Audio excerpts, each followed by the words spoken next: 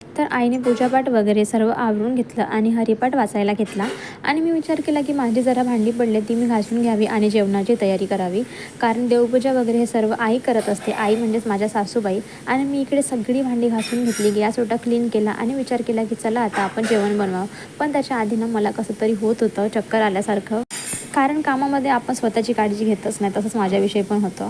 तर मी ते electrolyte powder होता ना, ते पिऊन घेतला आणि नंतर बटाटे वगैरे उकडलेले काढलं आणि भाजीची तयारी केली.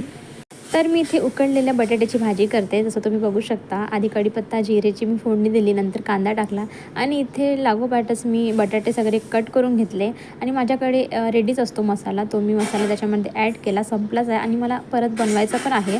तर आता बघा, म्हणजे आता खूप दिवस झाले जेवण बनवून, तर मिठाचं वगैरे प्रमाण माहीत असतं. मी चम्मच वगैरे यूज करत नाही. तर अशा प्रकारे मी नंतर टोमॅटो वगैरे घातला. नंतर सगळे मसाले त्याच्यामध्ये ॲड केले. मिरची पावडर, हळद आणि मीठ तर तुम्ही बघितलाच. आणि त्याच्यानंतर हे सगळं छान मस्त शिजू द्यायचं तेल सुटेपर्यंत. त्याच्यानंतर जे बटाटे आहेत ना, ते ॲड करायचे. हे शिजत आहे तोपर्यंत आपण इकडे पीठ पण मळून घेऊया कणिक. कारण आता थोडंसं जेवण बनवताना हे सुद्धा करून घेतलं ते शिजेपर्यंत, तर काम कसे लवकर लवकर होऊन जातात. तर मग इथे बटाटे वगैरे ॲड केले मी आणि पाणी पण घातलं.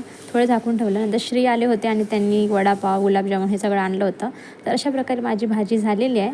तर आपण उद्या भेटूया दुसऱ्या व्लॉगमध्ये. तर बाय.